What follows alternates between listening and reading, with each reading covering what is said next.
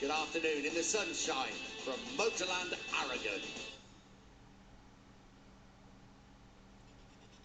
So let's have a look at this very special circuit, undulating so many various corners and in a beautiful part of the world. And when the sun's shining, not many better places to be to watch MotoGP. Next up on the agenda, MotoGP Free Practice 4, and then of course qualifying 1 and qualifying 2. 5.077 kilometres, 3.155 miles, 10 left-hand corners and 7 right. Sector 1, difficult turn 1, turn 2 catches so many riders out, normally when the tyres are a little bit cold as we saw this morning.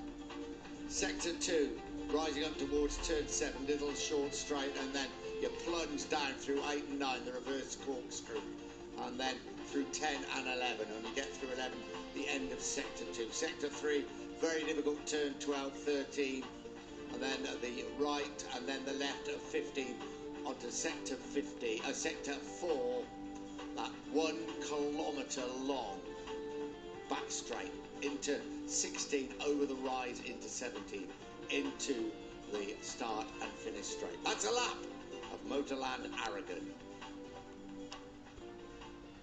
Local time for very much the sort of weather conditions we can expect tomorrow, and it's getting warmer by the minute. There you go, look.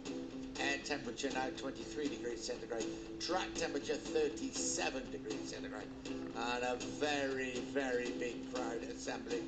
Little bit of breeze, not a great deal, probably nice for the crowd. Don't think it's going to affect what goes on at the track. So sit back and enjoy Free Practice 4, Dylan's favourite, and then we get into qualifying. Good afternoon to you. I'm Nick Harris. Sitting alongside me, Matt Burt in the commentary box. Down in pit lane, it's Dylan Gray.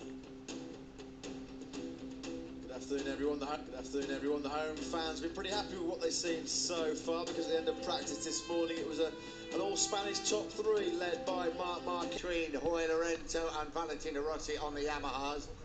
But the fastest combination, and it should be a very good race tomorrow.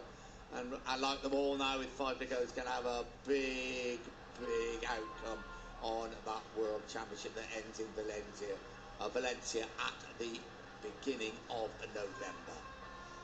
Yeah, Valentino Rossi was 4th at the end of practice this morning. He was only 0.02 of a second behind Danny Pedrosa, so don't rule out Valentino Rossi for going into this session at Silverstone, and him and Valentino Rossi were equal on points.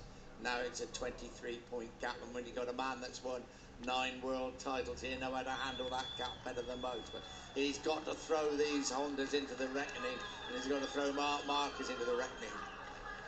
As you can hear in the background, as the camera pans on Marc Marquez, big support here for the reigning world champion, quickest in practice with that 1:47.380, trying to make amends for that pretty frustrating Aragon experience here last year. Led the race, tried to stay out on slick tyres when the rain worsened. It was a gamble that backfired down just for number 93. They'll be keeping a close tabs on number 73, Alex Marquez in Moto 2. He'll have his fans here as well, don't you worry about that. Valentino Rossi, what a season for the 36-year-old. And no better man to manage, as we said, that 23-point lead in the championship. You can look at every equation, every eventuality you like, but I don't think there's any point, because what's happened in the last 2 races have just come out of nowhere, haven't they? The rain at Misano, where did that come from? When we'd had such a wonderful weekend.